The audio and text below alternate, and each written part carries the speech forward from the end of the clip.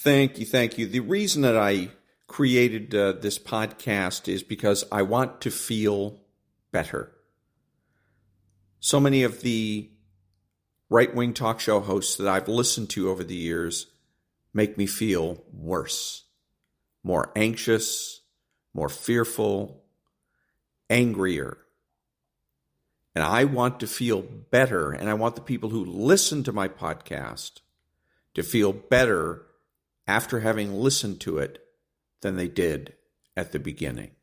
One of the more mind-blowing stories of this year was about the internet celebrity, Mr. Beast, and how he was always getting raked over the coals for a series of charitable endeavors. Last month, Mr. Beast, in another dick move, funded the construction of 100 wells across 5 countries in Africa to provide clean drinking water to 500,000 people. Good thing, right? No. The founder of a charity called Face Africa called it kind of frustrating that overnight this person comes along who happens to be a white male figure with a huge platform, and all of a sudden he gets all of the attention. Another thing this asshole did in Africa was pay for the rebuilding of an African orphanage, which the director of the Hope and Homes for Children charity called it a classic case of white saviorism. How did we get to this weird place? Telling people who are actually out in the world making a positive difference, you're the problem. Not a great... Good morning. It's Monday, Talk Radio Monday, May the 6th, and this is The True Conservative. Welcome to all the butchers, bakers, and candlestick makers out there. I'm Ron, your host, and the only true conservative in the United States today. So today, after the Serenity Prayer and the patriotic song of the day, we will have the patriotic shorts, motivation, Bishop Barron, Ayn Rand, the 33 Strategies of War, and a new book on talk radio. All that and more when I get back.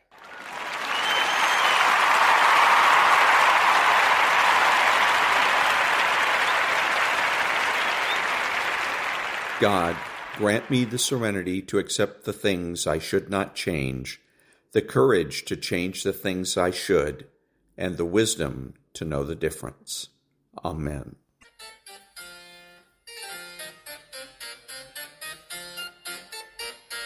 Come join hand in hand the brave Americans all, and rouse your bold hearts at fair liberty's call. No tyrannous act shall suppress your just claim, or stain with dishonor America's name. In freedom we're born, and in freedom we live. Our purses are ready. Steady, boys, steady. Not as slaves, but as free men our money will give.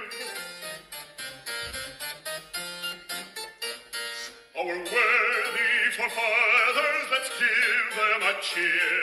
To climates unknown did courageously steer. Through oceans to deserts for freedom they came, and dying bequeathed us their freedom and fame. In freedom we're born, and in freedom we live. Our purses are ready. Steady, boys, steady. Not as slaves, but as free men our money will give. Then join hand in hand the brave Americans all. By uniting we stand, by dividing we fall. In so righteous a cause let us hope to succeed. For heaven approves of each generous deed. In freedom we're born, and in freedom we live. Our purses are ready. Steady, boys, steady. Not as slaves, but as free men our money will give.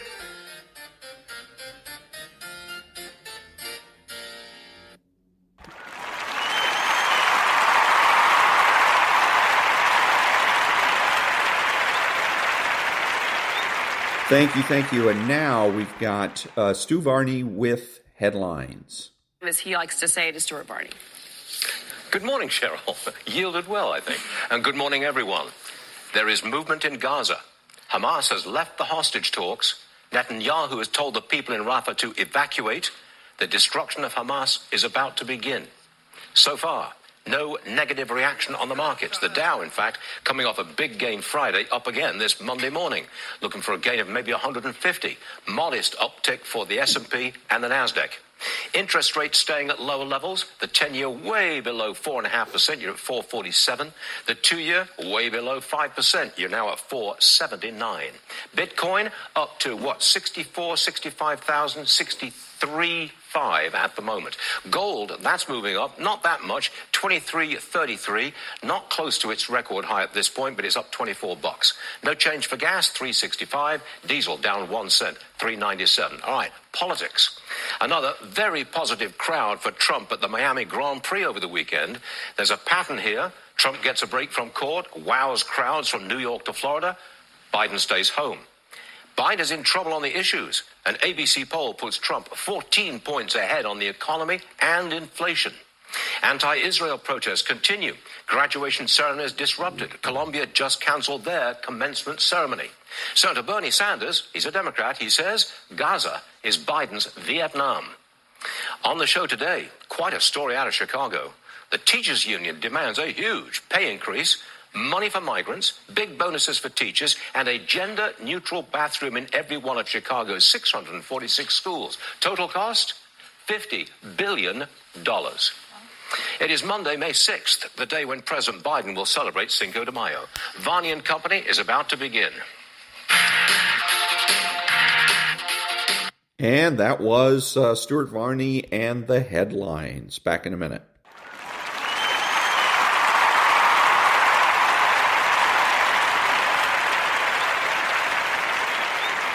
Thank you. And so now some police radio.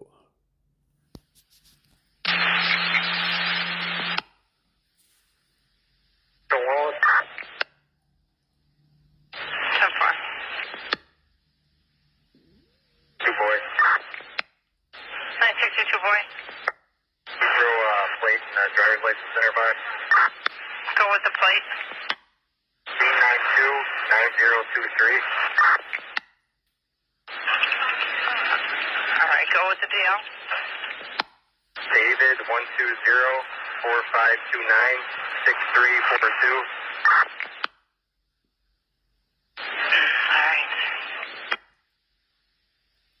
There's a small revolver. 10-4.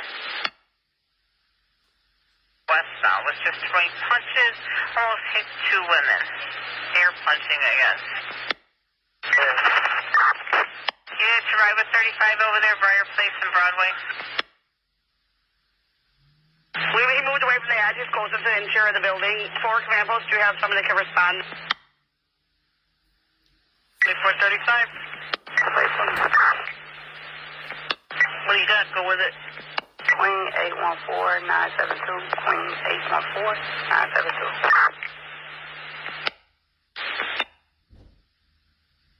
I'm Hey John Charlie, 373-797. 373-797. Event 07280. 07280.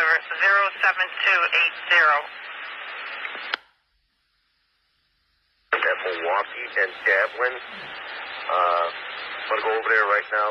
Can you send an appropriate district over there? They're saying it's a hit and run. Got maintenance people up there today? 3700 or 10-4. 4 command posts. Copy.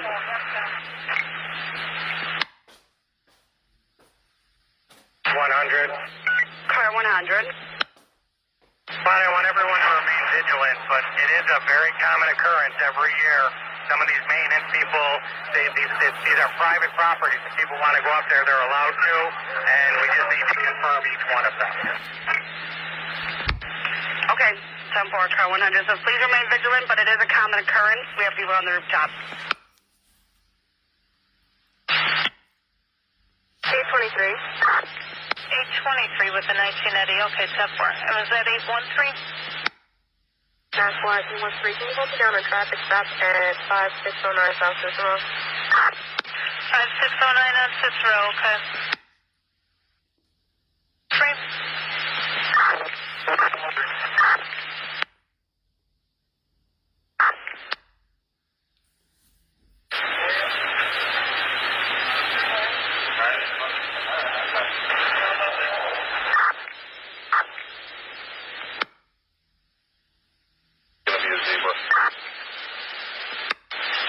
Okay, 10-4. 1652, you coming in?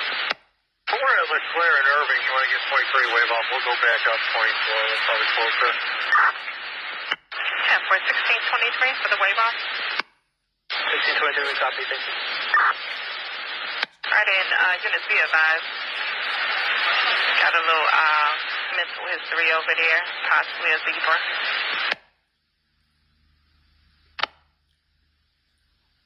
Like Sergeant, sir, can you tell me what their call signs are, sir? 4181, myself 82, 83, and 84. Okay, sounds good. Welcome. Stay hydrated. Oh, yeah.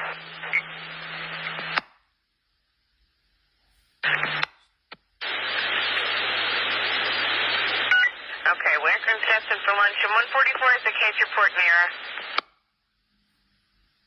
The homeowner didn't actually see the individual. He just said it was a male with a black sweater. So any units in the area, there's a suspicious-looking male with a black sweater. Might want to put a stop on it. 10-4 for the units in the area of 4879 North Mason. If you happen to see a suspicious-looking male wearing a black sweater, put a stop on him per 662 Charlie. A hoodie on his hat with black baggy jeans. They believe he's going to rob someone. And that was a little bit of police radio. Back in a minute.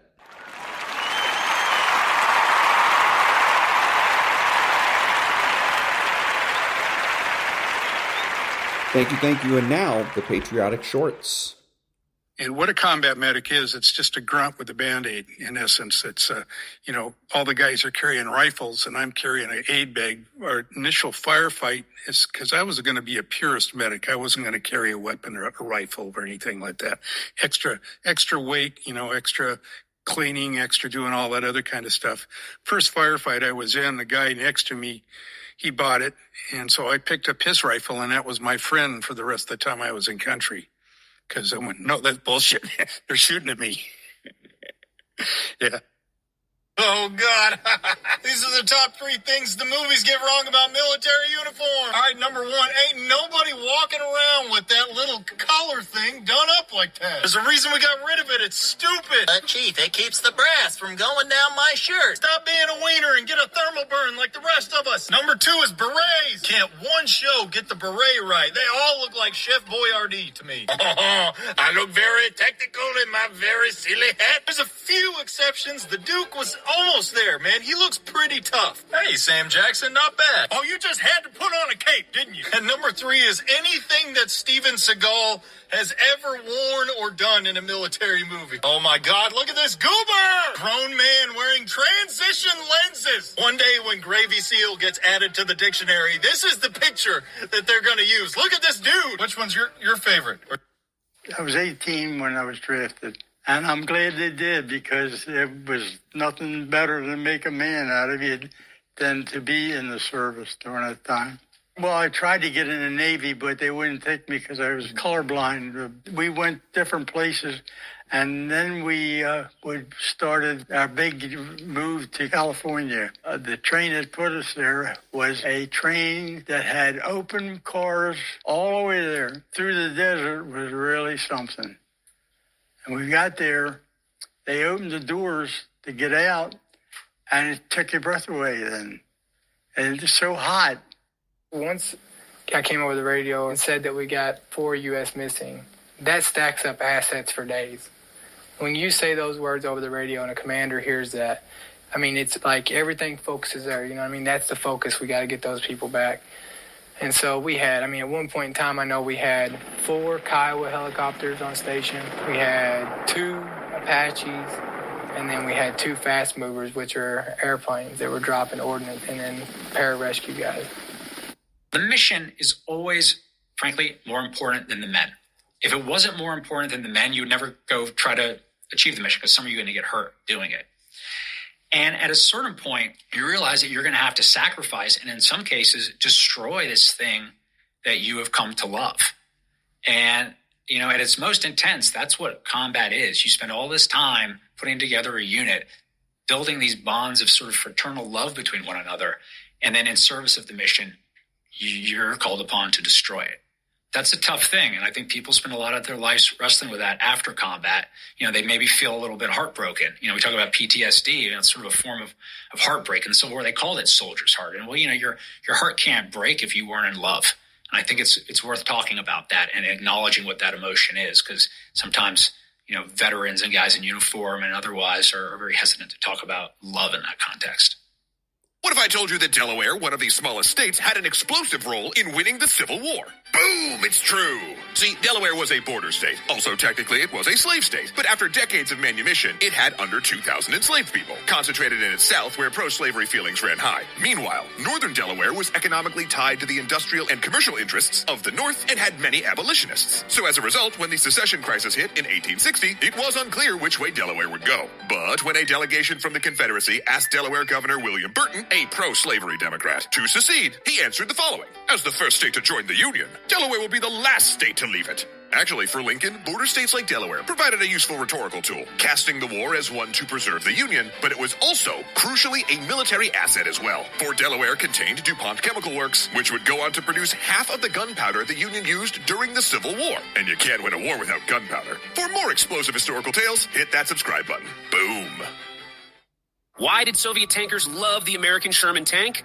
During World War II, Pavel Nikolaevich Yarin became a tank commander at the age of 18. He trained on the Soviet T-34 tank, but fought only on the American Sherman. In one of his interviews, he told us why he liked this tank. Remembering the peculiarities of American tanks, Pavel Nikolaevich told an interesting case. In 1943, as part of a tank group, he attacked German positions. While moving along a country road, Pavel noticed that the Sherman tank somehow strangely shuddered. "We've been hit with anti-tank weapons." Turning to the commander, loudly said the driver mechanic. The commander looked back and was shocked at what he saw. Through a large hole in the tank, the street was visible. It turned out that a German shell had penetrated the frontal armor of the tank, but there was no explosion. American engineers came up with a unique armor which, despite its thickness, was quite soft. Because of this, after a direct hit from an anti-tank gun, the shell went through and did not cause an explosion. Later, as the tanker recalled, with the help of welding, they patched the hole in the tank and continued the offensive. It took them no more than an hour to repair the tank.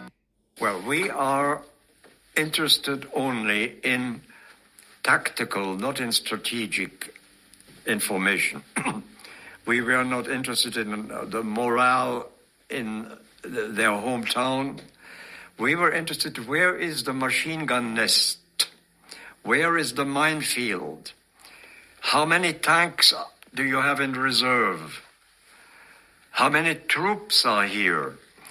And this we had to have immediately, because if you wait 48 hours, things have changed. So this is why frontline interrogation has to be taking place very soon after the fellow is a prisoner. At 18,000 feet, there is no more oxygen, not one drop. And if a man's oxygen position got hit by flak, which happened, they would just go to sleep. And if you didn't get to them in 3 to 5 minutes, they would die of anoxia. My brother, he was in the Army, and he was stationed in Pearl Harbor. He was there when they bombed it. He never talked about it. I asked him one question: where were you at when they bombed? He said, I was in my barracks. And he said, I happened to be in one end. They blew up the other end. That's all I ever heard him say. But I do know when we got home, after the war was over, plane come over the house, and he was under the table. I do know that. And that was the Patriotic Shorts. Back in a minute.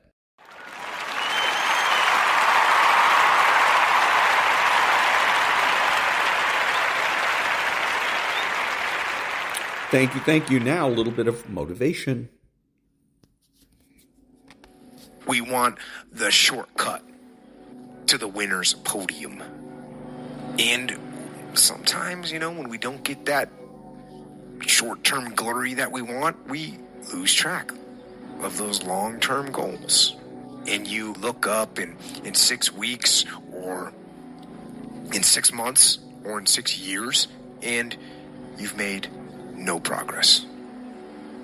None. You never moved. You might even be further from your goal than you were. Why? Why did you let that happen? It's because you lost sight of that long-term goal. And at some point, after you lose sight of that goal and years have gone by, you think to yourself, maybe I can't. Maybe I can't do it. And so you give up. You let it fade and you settle. You settle for mediocrity. You settle for average. You settle for, oh well. But no. Don't do that. Embed that long-term goal in your mind. Burn it into your soul. Think about it and write about it and talk about it and hang it up on your wall. But most important, do something about it. Do something about it every day. Do something that moves you toward that goal, that keeps the goal alive and in sight and in focus. However small or insignificant that step might seem, take it. Do it. Do that little piece. Make it happen. Because that goal isn't going to achieve itself. It's all on you. One of the things you can be virtually certain of in life is that you don't get something you don't aim at. And one of the things that's interesting about that is often people will keep their goals fuzzy. Because one of the problems with specifying your goals is you specify your failures. Right? If the goal is really fuzzy, you're not sure when you fail, and then you can fool yourself. You know, really, but you can kind of keep it foggy. But you make your goals sharp and clear. Then, well, first of all, then you know what to aim at. And what's interesting is, your brain is set up so that it reorganizes the world around your aims.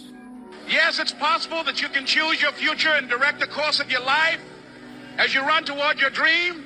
It's necessary that you have goals, that you write those goals down, that you plan, that you think constantly of how you can begin to improve what it is that you're doing. If it's your presentations, if it's your recruiting skills, whatever that is, it's also necessary that you look for ways to always find a way to pull it out when everybody else thinks that you are defeated. That you've got to take personal responsibility to know that in order to become successful, you've got to make it your personal business to do it.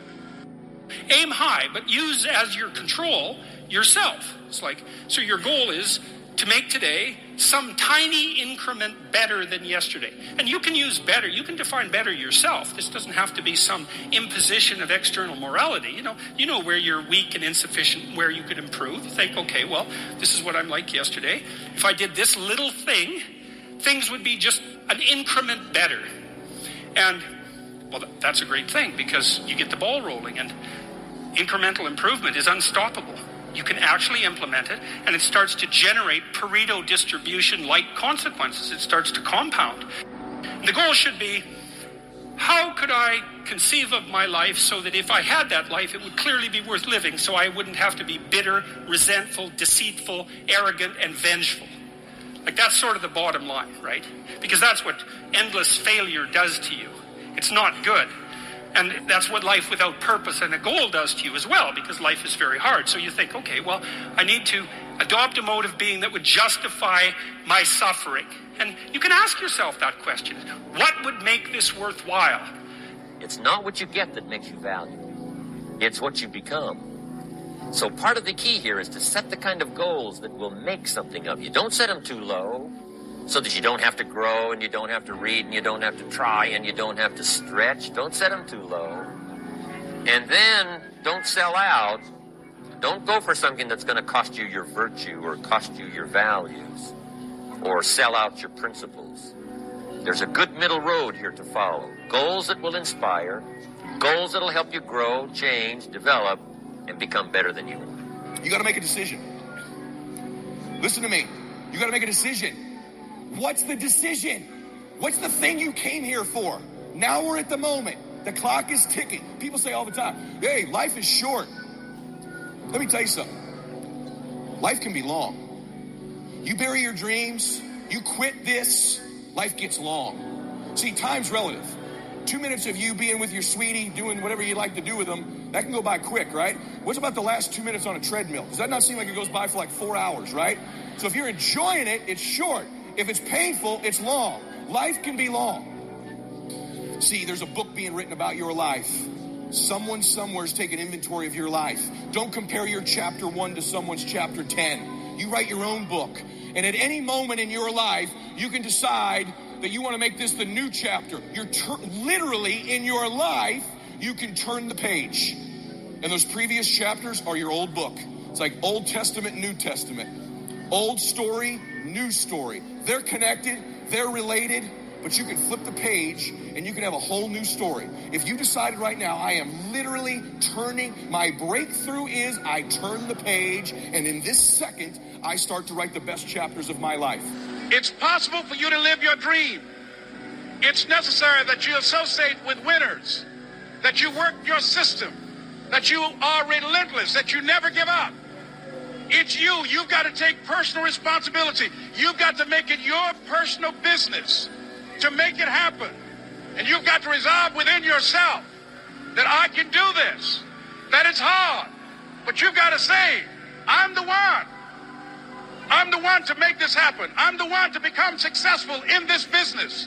As you work to help other people to become successful, that feeds your success. But you know it's going to be hard, but find out what will make it worth it for you.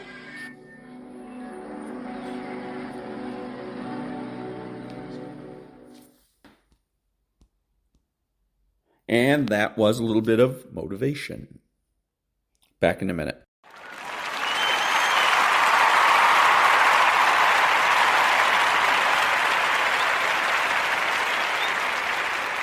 Thank you. Now the Daily Dad for May the 6th. Oh, no, it's going to be 2 Daily Dads, I'm sorry. May the 5th and May the 6th. May 5th. Everything you do is teaching them. Preach the gospel at all times. Use words if necessary. Francis of Assisi. As a young man, the champion boxer and civil rights activist Floyd Patterson was all trouble. He stole, he skipped school, he got into fights. He once tragically took a picture of himself and scratched out the eyes looking back at him because he didn't like himself. And so finally, the authorities sent him away. It could have been another sad chapter in a sad life. Instead, Patterson was lucky enough to be sent away to a boys' commune in upstate New York. There, under the guidance of a kind and unconventional psychologist, Patterson's world was changed. For the first time he was seen. He was more than reformed in the language of the American prison system. He was loved.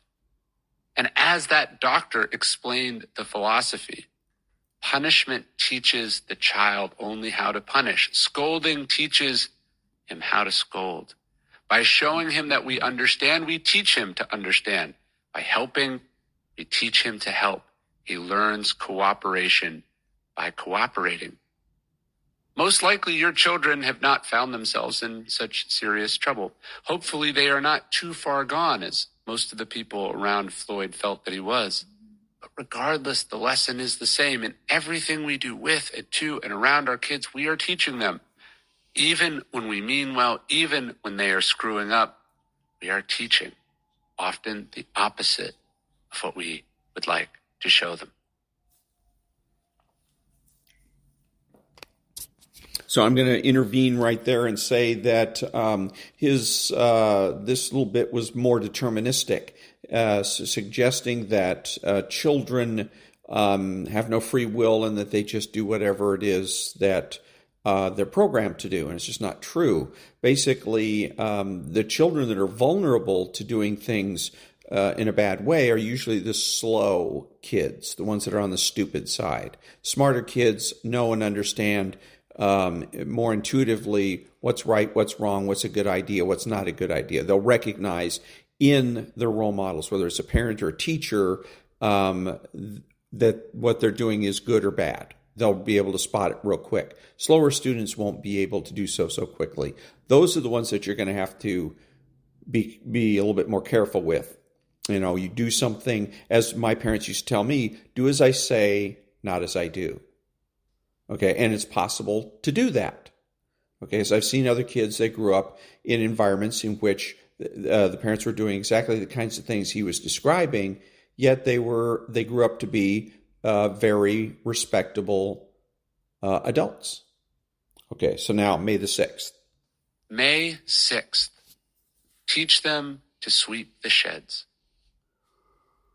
The New Zealand All Blacks are the most successful rugby franchise of all time.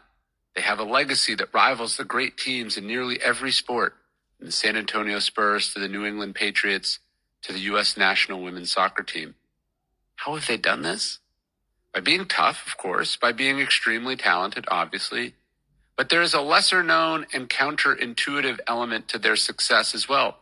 They clean up after themselves.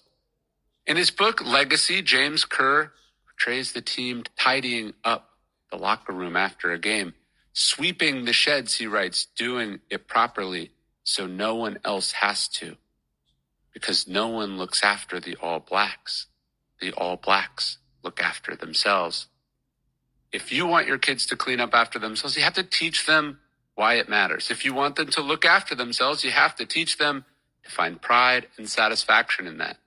If you want them to sweep the sheds, you have to teach them that it isn't just a chore. It is a statement of priority, a statement of character and commitment and self-sufficiency, an illustration of who you are. How we do anything is how we do everything. It's a lesson that parents have to pass along to their kids. Leaving a mess isn't just a mess. It shows that you are a mess. And that was the May 6th one. And again, he's not quite right. He's close.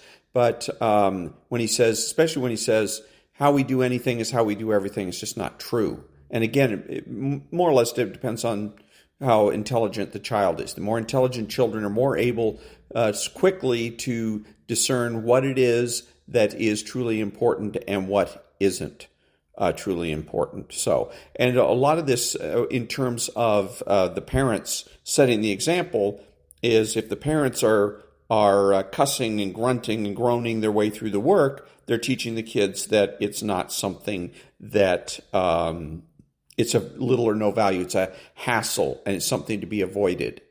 So if the parents want to teach these kids to sweep the barn, for instance, then the parents need to get in there, sweep the barns, and do it with a smile on their face. So that was the May 5th, the May 6th from The Daily Dad by Ryan Holiday. Back in a minute.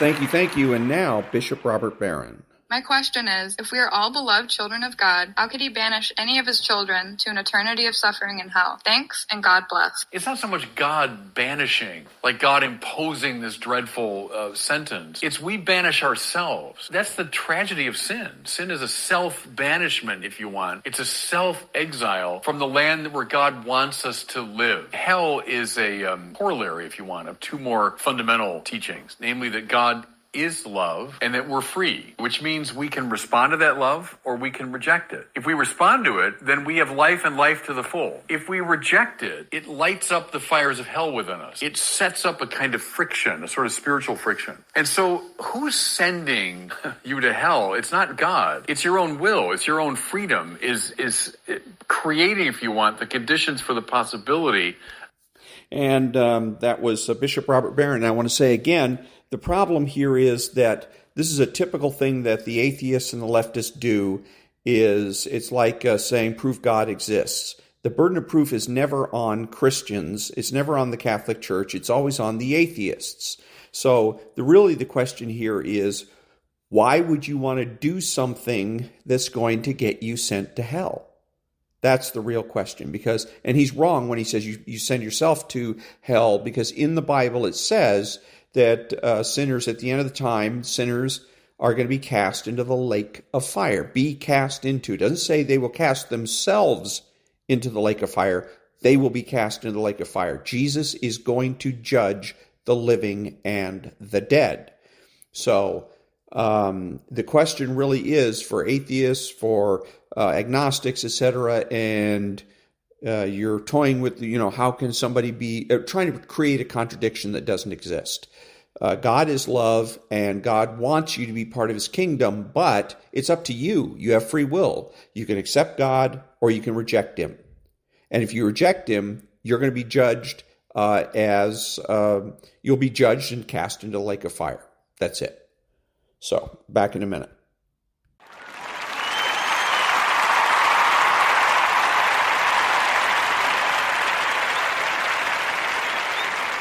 Thank you. And now the Ayn Rand quote of the day. Quote, "The businessmen have served as the scapegoat for statist movements of all kinds, communist, fascist, or welfare. For whose sins and evils did the businessmen take the blame? For the sins and evils of the bureaucrats." Unquote. And I want to say that's exactly my point with regulation. All of this regulation. We're paying for regulators, and when the regulators fail, instead of accepting the responsibility, we screwed up, firing the people that are responsible, instead they turn around and blame the companies that they're regulating. And that is crap. And we're paying for that. And that was the Ayn Rand quote of the day. Back in a minute.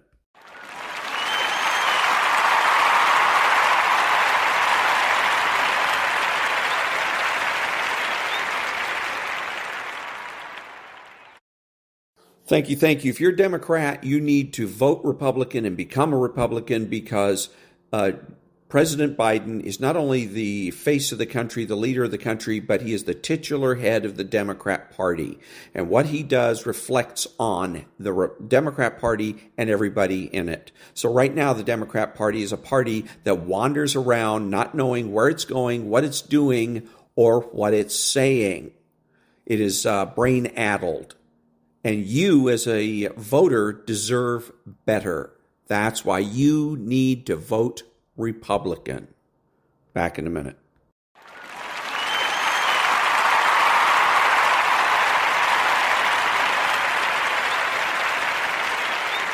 Thank you. And now, this is from yesterday, Sunday, Maria Bartiromo's Wall Street, and I'll have a commentary afterward. Treasury Secretary and former head of the Federal Reserve Janet Yellen getting political in the battleground state of Arizona on Friday, making thinly veiled warnings that another Donald Trump presidency would be a threat to our democracy and economic growth. So I've always contended that it's the Democrats that don't like democracy, that it's the Democrats that have change. They used to, I think, back in the 60s, they wanted a democracy, but today they want an autocratic government of some sort, be it socialist or whatever.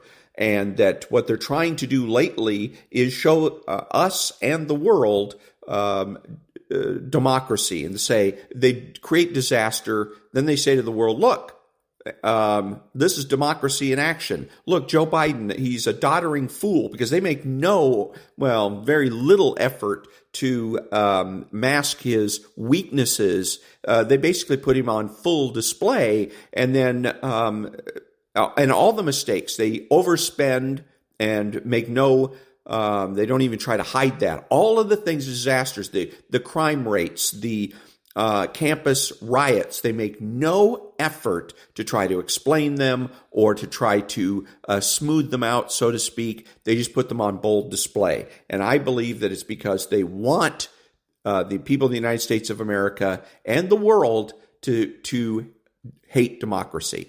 They want us to look at this and say, it was a noble experiment, and time for something else. They want us to want an autocratic form of government. They want us to demand crackdowns, etc.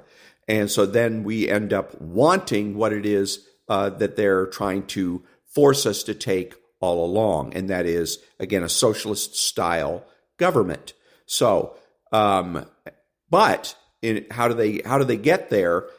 One of the ways that they can do this and pull it off is, again, they put this democracy, this disaster they call democracy on display for everybody to see, and then start blaming it on somebody else. In this particular case, blaming it on Republicans, so they can continue to create chaos and then say, don't blame us, blame Donald Trump. That this is a, quote, January 6th style issue or problem. And so, again, because they like power. And power is when you act with impunity. You exercise authority without accepting a commensurate level of responsibility. So it's something I think we need to be aware of, and we need to call our politicians out on it. Back in a minute.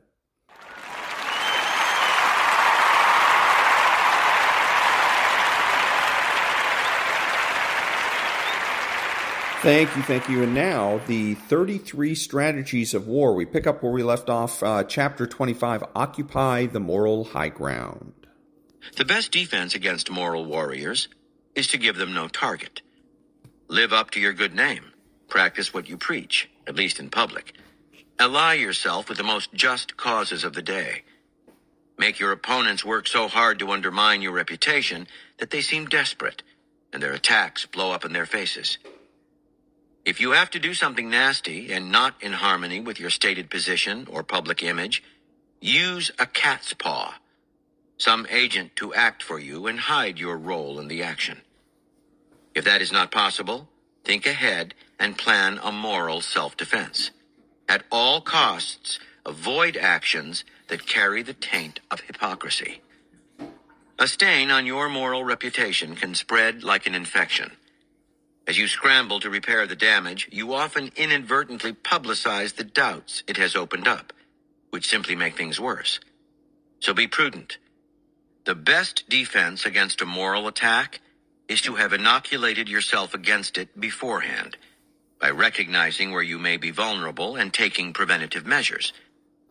When Julius Caesar crossed the Rubicon and initiated the civil war against Pompey, he was highly vulnerable to the charge of trying to usurp the authority of the Roman Senate in order to become a dictator. He inoculated himself against these charges by acting mercifully toward his enemies in Rome, making important reforms, and going to the extreme in showing his respect for the Republic. By embracing some of the principles of his enemies, he kept their attempts at moral infection from spreading. Wars are most often fought out of self-interest. A nation goes to war to protect itself against an invading or potentially dangerous enemy, or to seize a neighbor's land or resources.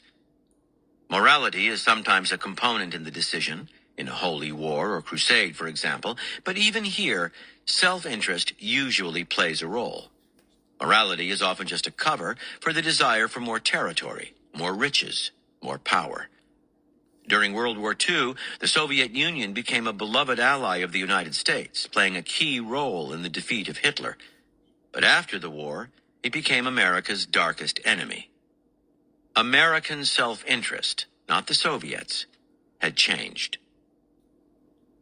Wars of self-interest usually end when the winner's interests are satisfied.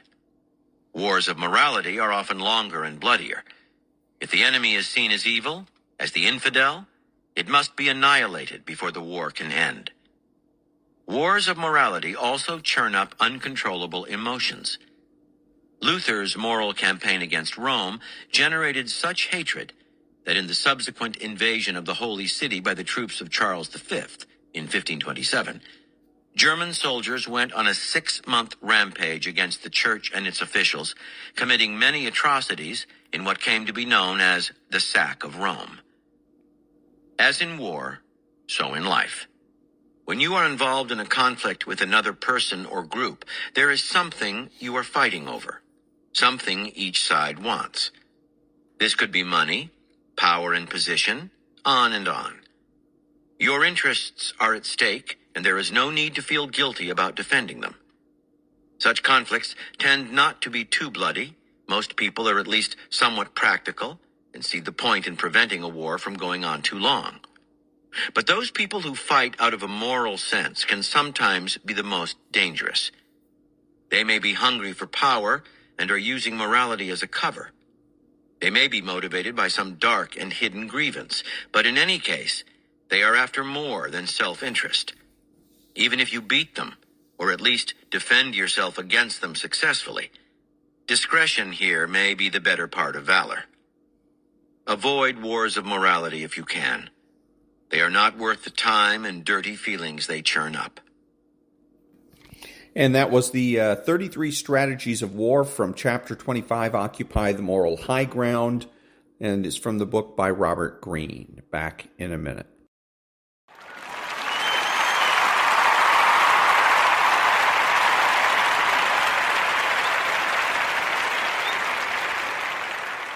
Thank you. And now, Stuart Varney's My Take. Like him or not, Donald Trump is running a dynamic campaign. President Biden is not. Trump is supposed to be bottled up in court, and so he is, 4 days a week. But in the remaining 3 days and after the trial adjourns for the day, Trump is anything but bottled up. He was in Miami over the weekend and wowed a huge crowd. You know, this is becoming an almost daily event. Trump works the crowd, they love him, enthusiasm runs very high. It's hard to imagine President Biden getting that kind of reaction. It's hard to imagine him working a crowd. Now, this is very important in politics. How you come across makes a difference.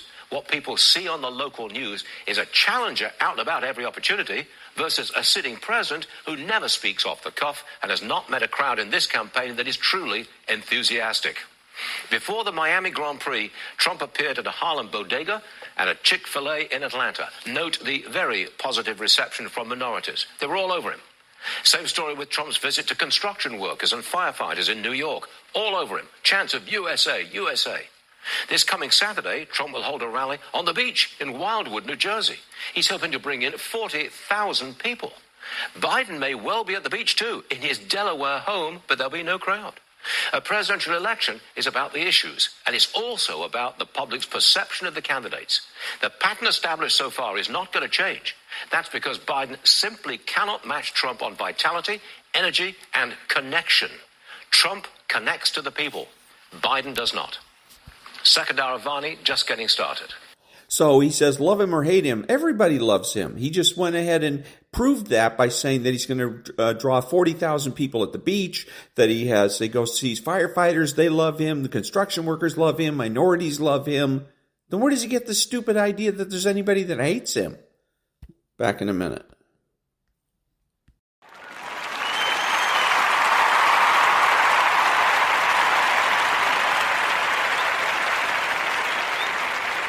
Thank you. So I'm out of stories about the Medal of Honor for the time being. So for the time being, it's going to be Talk Radio Monday. And there's a book by Brian Rosenwald.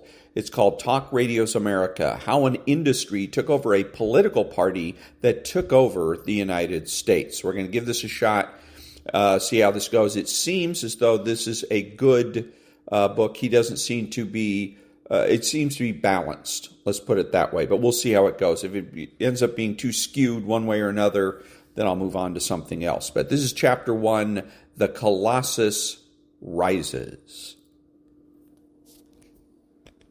1. The Colossus Rises. As a high point of the culture wars, the mid-1980s offered an auspicious moment for someone to develop a new, conservative-leaning media product. Yet no visionary appeared. Instead, the growth of modern talk radio came about almost by accident. It was an unplanned byproduct of conservative disillusionment, financial crisis within the radio business, and Rush Limbaugh's talent. Other factors, such as regulatory and technological changes, laid the foundation. But these constituted preconditions for talk radio's rise more than causes. At every turn, the bottom line, not political calculations or ideological fervor, drove decision-making and shaped the talk radio product.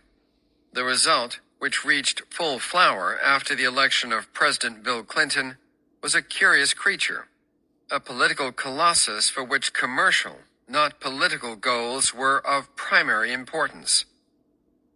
The culture wars that began in the second half of the 1960s alarmed and infuriated conservatives. Over the course of the next 2 decades, they came to understand that the values they assumed all Americans embraced were anything but universal. In the realms of race, gender, and sexuality, conservatives were losing skirmishes, and they sensed that the war was slipping away. Non-whites were winning greater legal equality and cultural recognition, while pressing claims to political power. The feminist movement scorned the notion of a male breadwinner married to a woman whose proper place was tending to the home and raising their children. Although LGBTQ equality was nowhere in sight, being publicly gay was increasingly common. Conservatives' indignation also stemmed from an increasingly vulgar world of entertainment. From the 1988 film The Last Temptation of Christ to songs such as Two Live Crew's Me So Horny and Madonna's Like a Prayer, popular culture joined the ranks assaulting American beliefs and American greatness. What is more, conservatives were enraged that public money was funding profane art, revisionist textbooks, and colleges perceived as cultivating attitudes antithetical to capitalism, Christianity, and tradition. During the 1980s, the costs and consequences of this moral degradation seemed ubiquitous and terrifying. AIDS, the crack epidemic, a 10% teenage pregnancy rate, and rampant divorce. In response, conservative Americans directed their rage toward the liberal intellectuals, politicians, and media executives, driving this invidious cultural permissiveness by supporting promiscuity, for example, legalized abortion, and opposing moral guardrails, for example, prayer in schools. Progressives claim to care about equal rights, yet from the perspective of conservatives, they cared only for the rights and priorities of minority groups, everyone imaginable, not those of good, God-fearing, law-abiding Americans. Hence, liberals backed affirmative action and bilingual and multicultural education and foisted offensive, obscene, unpatriotic textbooks on impressionable youth. But they rejected the rights of Christian parents to control what their kids learned about sex. Indeed, progressives seemed bent on undoing hard-working people for the sake of the slovenly and economic argument that was linked to the culture wars through the language of welfare queens and opposition to big government social programs that benefited poor minorities, among others. Enough was enough. Attorney Augustus Agate spoke for aggrieved American conservatives when he told a Boston Globe reporter in 1987 that welfare programs were bankrupting the country. I'm giving up 1/3 to 40% of my salary, and I'm living one step better than people who aren't working. It seemed to conservatives that the government and the political process were failing to address, or were even aggravating, the ills of violence, sex, and drugs to which they, their children, and their grandchildren were exposed. And yet there was nothing these voters could do about it. So estranged were they from the country's politics. Lowell Henderson, a Louisiana architect quoted in a 1988 Washington Post story on the political potency of born-again Christians, summarized conservatives' alienation. You look around at a country where they've got 4-letter words on bumper stickers, and you can't take your children to a movie, and you're scared to send them to the school. And it comes to you that the government shouldn't let those things happen to our country. If it wasn't awful enough that the liberal establishment, the news media, Hollywood, feminists, the NAACP, the Academy, and the Democratic Party were undermining American values, it did so while deliberately ridiculing and scorning conservatives. As Beverly Shelton of the Traditional Values Coalition complained, television executives called LGBTQ groups to determine the acceptability of a program, but religious groups received no such respect. Even after Ronald Reagan's rise in 1980 gave them a champion in the White House, conservatives lacked a widespread medium through which to vent against the derision they felt from the liberal establishment. Many also felt isolated in their opinions, or ashamed to express them. Doing so risked the opprobrium of the politically correct establishment, which labeled conservatives bigoted, heartless, or foolish. As one consumer of outrage media told scholars Jeffrey Berry and Sarah Sobereye in 2010, it's just harder to be conservative because it's easy to call someone a racist. I can tell you exactly what my views are, and some people will sit there and go, "You're just wrong. You're conservative. You just hate people. You just hate black people or poor people or gay people or whatever." By the late 1980s, a bipartisan swath of Americans thought the news lacked conservative perspectives. Indeed, that such perspectives were subject to subtle and unconscious bias, even contempt, in nominally objective reporting. A 1987 Pew poll found that 62% of Republicans and 48% of Democrats thought the press demonstrated bias in favor of liberals.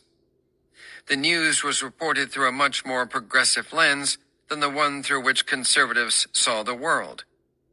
Conservative talk radio host and former San Diego Mayor Roger Hitchcock explained that newsmen of the 1950s to 1970s all exemplified a certain mindset. They opposed Richard Nixon and Ronald Reagan, supported President Kennedy and civil rights, and generally believed their worldview to be correct. Journalist Howard Kurtz summarized the view of conservatives he spoke with, writing that mainstream journalists shared the same assumptions about government, abortion, religion, and just about everything else. Infuriatingly, in making these assumptions, they failed to realize how out of step they are with the country. Conservatives saw themselves as a majority being condescended to by a minority. Conservative radio hosts Hugh Hewitt and Lars Larson, a Peabody Award-winning journalist, experienced this liberal groupthink during their time in television newsrooms. Neither Larson nor Hewitt believed that journalists intentionally biased or distorted their reporting. Rather, they had a common orientation, a worldview stemming from the selection and training processes that underlay their profession. Journalists came from elite four-year universities that shared a similar liberal cultural background and ideology. They socialized with like-minded people who all had the same notions about guns, women's roles in society, and other hot-button issues. Journalism schools taught reporters to put aside these views when working. But inevitably, the values bred by their homogeneous experiences and learning environments affected journalists' story selection, assessments of newsworthiness, and the questions they posed while reporting. The push toward more investigative and advocacy journalism during the 1970s further fueled the perception of anti-conservative bias. In the eyes of conservatives, investigative reporting forswore even-handed coverage. Instead of telling both sides of a story, journalists sought out stories that could be covered in a manner benefiting their preferred side. Thus, veteran radio talker Dave Ellswick felt that the mainstream media only presented conservative arguments when the journalist or host wished to explain conservative fallacies. For instance, in a perfect recent example of the journalistic practices that so rankled conservatives, host and former Congressman J.D. Hayworth argued that reporters allowed the left to set the terms, frames, and definitions of debate surrounding voter identification. The press, he said, discusses voter identification laws in the context of conservative-led voter suppression, even though in 2005, the bipartisan Baker-Carter Committee recommended that voters show photo IDs. Conservatives also detected condescension in this bias. In an interview, Hayworth recalled overhearing a reporter tell another reporter that he had gone to a meeting of the Conservative Republican Study Committee to see what the wingnuts are up to. Limbaugh has spent much of his career reminding listeners, and between 1992 and 1996 TV viewers, that liberals consider them stupid and ignorant. Liberal Democrats assign all of their defeats to the fact that you're stupid, he explained on one representative occasion. You just don't understand what's good for you. And when you vote for Republicans or like what Republicans want to do, somehow you've been tricked. Slick marketing and packaging. Finally, conservative culture warriors came to believe that the news media held them to different standards than they did liberals. For example, the press often ignored liberals' off-color humor. But the same kind of joke might land a conservative in hot water. Limbaugh pointed out to one such case in 1995 when Ohio Democrat Sherrod Brown jokingly suggested reopening Pennsylvania Avenue, which had been closed to increase President Clinton's security. At the time, Democrats were in open revolt. Clinton had given an unexpected speech recommending a balanced budget after his party had spent months savaging proposed Republican cuts. Limbaugh compared Brown's joke to Republican Senator Jesse Helms' quip that if President Clinton came to his state, North Carolina, he would need bodyguards. Unlike Brown, Helms was pilloried. Similarly, the press was said to judge ethical lapses on a sliding scale. Conservatives envisioned themselves in what Pat Buchanan branded a war for the soul of America. And in this war, journalists were cheerleaders for the opposition. Republican consultant Greg Stevens summarized the link between rising perceptions of media bias and the growth of talk radio. The latter took off, he said, as the American people got tired of yelling back at talking heads on the evening television news. Conservatives yearned for a voice that could speak truth to what they believed was the real power in America, without fear of reprisals. They were tired of tiptoeing through jobs, schools, and increasingly living rooms dominated by the liberal, politically correct establishment. A match made in heaven. AM radio faced dire straits in the late 1980s. The major culprit in its decline was the FM band, introduced in 1961. FM could carry a stereo signal, making it a better choice for music. And thanks to a unique culture, FM developed path-breaking, innovative stations that stood in stark contrast with the tightly programmed AM formats. Soon enough, FM stereos were standard in homes and cars, driving down AM's share of the radio audience from 75% in 1972 to 25% in 1988. As listeners migrated to FM, advertising dollars followed. AM's share of radio ad revenue dropped from 90% in 1970 to around half in 1985. By 1987, 3 out of 4 big city AM stations, and about half of those in smaller markets, made no profit. During much of this period, the talk format was what star New York host Barry Farber called a radio ghetto. Most talk shows aired late at night as a way for music stations to fulfill the FCC requirement that they broadcast public interest programming. As Farber recounted, in New York, outside of WOR, which blended music with shows about books, animals, and cooking, no mainstream 50,000-watt station would air talk radio before 10 o'clock at night. It was desperation that drove many AM stations to discover the news talk format in the 1980s and after. The format offered the potential for survival. Unlike music, talk sounded fine without a stereo medium. And critically, FM did not carry news talk, allowing AM a niche to exploit. It didn't take long before the strategy paid dividends. AM stations that switched from music to talk often enjoyed explosive ratings growth. WOL in Washington saw its audience increase by 48% after switching in 1981, and it was not alone. Talk would not restore AM to the dominant position of its heyday, but the AM band would thrive in the 21st century thanks to interactive talk formats. One factor that contributed to this success was the changing regulatory environment. In 1987, the FCC repealed the Fairness Doctrine, which for 38 years had required that broadcast television and radio stations provide balanced coverage of controversial issues. President Reagan's veto, issued out of ideological conviction, not a clairvoyant sense that the move would be politically beneficial, squelched bipartisan legislation that would have resurrected the doctrine. While not the driving force behind the rise of talk radio, the elimination of the doctrine was an enabler and an accelerant. It had been possible under the terms of the doctrine to air edgy, opinionated talk shows, as Limbaugh had when he started on KFBK in Sacramento.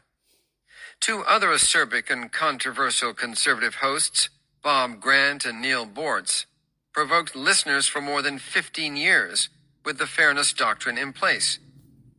But with the Fairness Doctrine gone, they could do so without their bosses worrying that a lack of balance might land them in hot water with the FCC. Technological innovations were more crucial to talk radio's rise.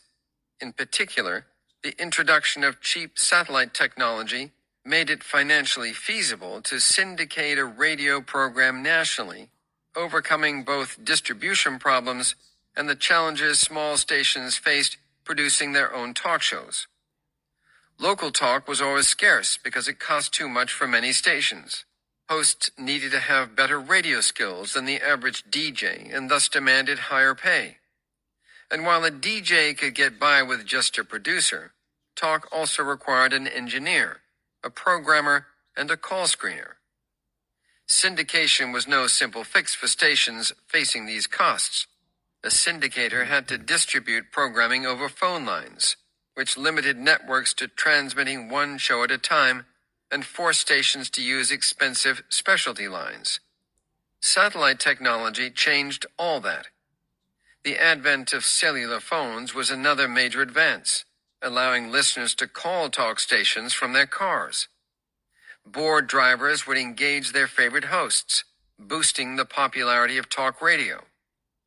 When veteran radio executive Gary Burns programmed WWRC in Washington, D.C. in the early 1990s, he cut a deal with two leading cellular providers to allow listeners to call the station for free. With the technological and regulatory ground prepared, talk radio was positioned to flourish in the cultural moment of the late 1980s. But it is important to keep in mind that talk radio thrived not only because of demand from disgruntled conservatives. Talk radio did speak to angry conservatives, but it also connected with alienated Americans more broadly, a fact that speaks to talk radio's forgotten origins as a purely commercial enterprise, innocent of any overarching ideology or partisan leaning. The format blossomed at a time when American society had become more isolating. Suburban sprawl drew neighbors farther apart and ensured more time spent alone in cars. New home-based forms of entertainment, such as cable TV and VHS movies, also kept people to themselves. In his discussion of the glorious but terrifying isolation of the 1980s, Gil Troy observes, talk radio would create an illusion of community and foster a surprisingly strong sense of identity at a time when anonymous shopping malls replaced intimate main streets, and political debate was exiled from the interactive town square to the passive TV studio. Americans, especially older ones, yearned for connection and community, and talk radio provided it, a virtual replacement for the front stoop. through which they could discuss current affairs with people like themselves. Talk radio even allowed for the delicious experience of hearing others' intimate conversations. As host Imhotep Gary Bird put it, talk radio is the one medium left where people can interact with each other with a sense of immediacy. It struck many hosts that talk radio's intimacy was an ideal means of filling voids in people's lives.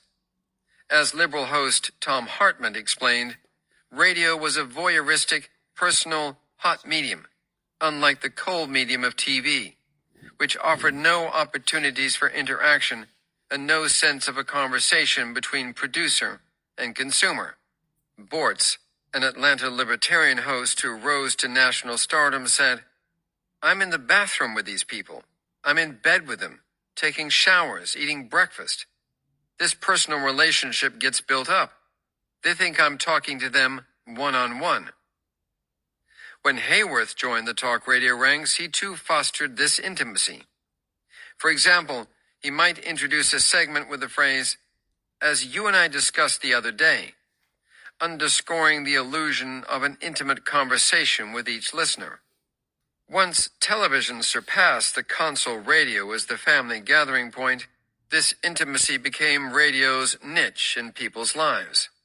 People listened individually on transistor and car radios, and they started forging individual relationships with favorite hosts. Over the years, comedian and political talker Tom Becca experienced this closeness repeatedly. For instance, listeners brought him cookies and flowers as thanks for taking their minds off of personal hardships such as cancer. One avid fan of Ray Bream even left her home to the longtime Los Angeles host after she died. Radio hosts also had community impact. If a caller revealed that his brother's house burned down, the host could start a collection drive. Radio hosts also had community impact. If a caller revealed that his brother's house burned down, the host could start a collection drive. Los Angeles host Bill Handel helped to save a half-century-old local toy store from bankruptcy by staging a cash mob. He encouraged listeners to shop at the store on a specific day and then spent hours signing autographs and greeting listeners who had heeded his call. This ability to rally listeners would form the foundation of talk radio's political power. In the early days of its ascent, talk radio was a safe harbor in a rapidly changing world for listeners of any political persuasion. Talk radio was a place where one could be entertained and chat with friends. For conservatives alienated by the mainstream press, beginning in the late 1980s, talk radio offered a critical additional benefit: hearing one's views valorized. While the jokes and topics might change from day to day, conservative listeners gradually came to know that their values would guide most talk radio discussions and that their favorite hosts would punch back against the forces they saw dragging society down: liberals and the establishment media. The stations that pioneered political talk radio rarely shared that political agenda. Their goal was to make money, and certainly they never took marching orders from Republicans. Broadcasters got lucky with the conservative audience. They stumbled upon an untapped market, and they capitalized on it.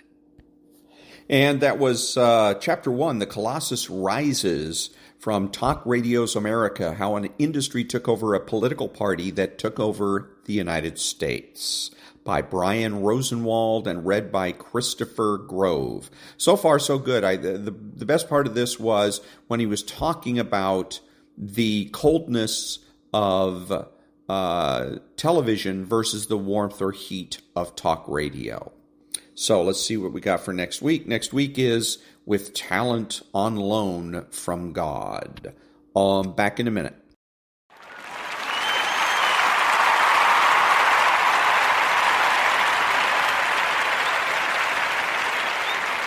Thank you. The following is one of my voiceover demos. If you're a voiceover artist and you would like to advertise one of your demos on my podcast, please send an MP3 to thedrill12, all one word, at gmail.com. That's thedrill12 at gmail.com. Back in a minute. Americans love scenery. We want to see it all, from one coast to the next, Mount Rushmore down to the Everglades. So hop into a Chevy Malibu and take the scenic route.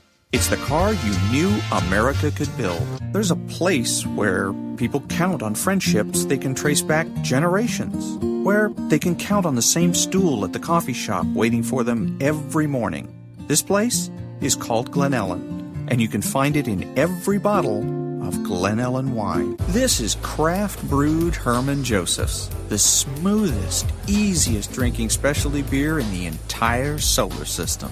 And I believe you'll find drinkable in the dictionary right after don't order a beer you can't drink. Zoingo! Boingo! The freestyle pogo with more boing, more bounce. Bounce further, bounce higher with Zoingo Boingo. To see what makes Arrowhead Mountain Spring water different from those other waters, you have to go back to the source. And with Arrowhead, that means going back a little farther and longer than most. Between security challenged and security strengthened, there's one important word: how. And it is the how that makes all the difference to our nation and our world. Lockheed Martin. We never forget who we're working for. What makes Kraft Singles so good? 2 out of every 3 kids don't get the recommended amount of calcium. But with Kraft Singles, they get a good source of calcium and the taste they love. Kraft Singles. Magic every single time. Throw boring overboard with a new real meal from Long John Silver's. A meal worthy of a plate, just $4.99. Only at Long John Silver's. We may not all be geniuses, but we can all do something smart. Introducing the Hyundai 199 Sonata Lease. It's a smart deal on a really smart car.